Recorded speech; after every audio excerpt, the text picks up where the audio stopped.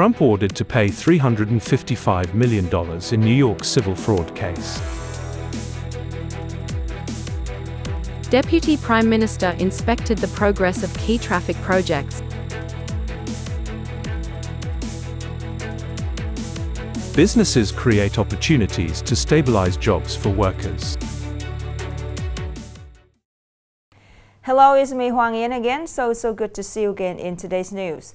New York judge on Friday just ordered former U.S. President Donald Trump and the Trump Organization to pay a fine of nearly $355 million in a civil fraud case. Trump, almost certain to be the Republican presidential nominee this November, was found liable for unlawfully inflating his wealth and manipulating the value of properties to obtain favorable bank loans or insurance terms. His sons have also asked to pay a fine of $4 million each. They have been barred from serving as directors for 2 years. As the case was civil, not criminal, there was no threat of imprisonment. Reacting on social networks, Mr. Trump criticized the above ruling.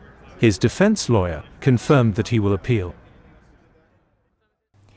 On the morning of February 17th, Deputy Prime Minister Trần Hồng just inspected the progress and implementation of 2 key national projects passing through Nghệ An, Hà Tĩnh and Quảng Bình provinces.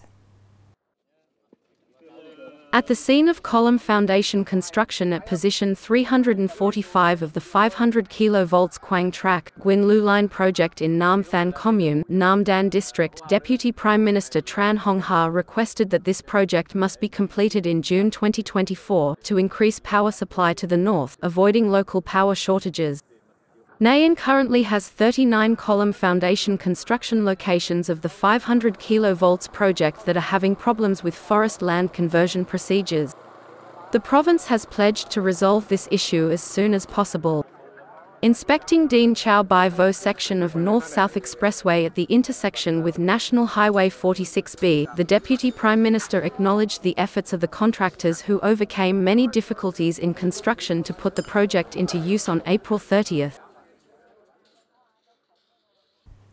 Meanwhile, Nghệ An Provincial Peoples Committee had just issued a plan to implement the goods import-export strategy until 2030 in the province. The plan's specific goal is to strive for export turnover of goods to reach $4 billion by 2025 and $7 billion by 2030. Average growth rate of export of goods is 19% per year in the period 2021 to 2030. The proportion of export of processed industrial goods will increase to 95% by 2030, reducing the export proportion of raw products. At the same time, increasing the proportion of exports to the European, US and Asian markets. Increasing the proportion of imports of goods, machinery, advanced technology equipment, and clean technology to serve production and consumption to ensure a reasonable trade balance in the province. Upcoming are some updated news. Japan successfully launched its new H3 flagship rocket on Saturday, almost 1 year after 2 failed attempts previously. The event reaffirmed Tokyo's determination in the competitive space satellite field. The H3 rocket launched from Tanegashima Space Center, carrying a test satellite and 2 small functional satellites. This is Japan's second attempt to put the H3 rocket into orbit. In the first launch in March 2023, H3 rocket lifted off but was sent orders to self-destruct minutes later after its second stage engine failed to ignite. The H3 rocket is the next-generation continuation of H2A. The H3 is scheduled to deliver a lunar explorer for the joint Japan-India LUPEX project in 2025, as well as cargo spacecraft for the US-led Artemis moon exploration program in the future.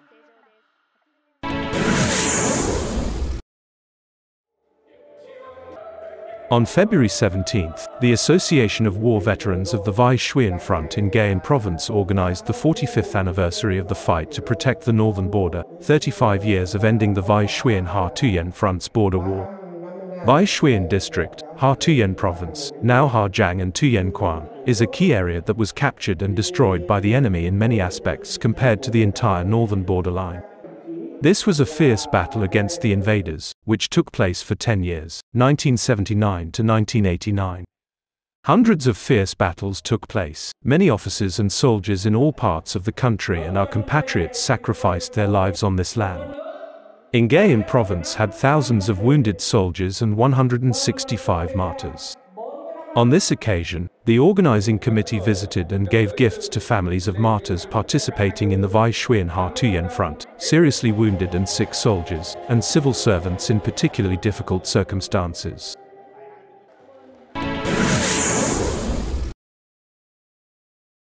With the desire to develop tourism and promote the scenery, culture and people of KY Sun, KY Sun District has organized the marathon, KY So, Returning to the Mountainous Region 2024. Participating in this two-day tournament, there are more than 800 registered athletes. This is a major sports event with high professional quality, gathering the participation of domestic and foreign professional athletes.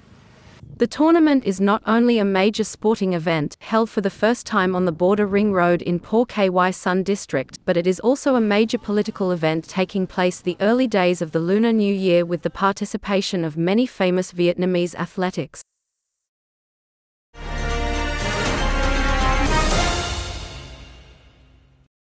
Let's move to today's story.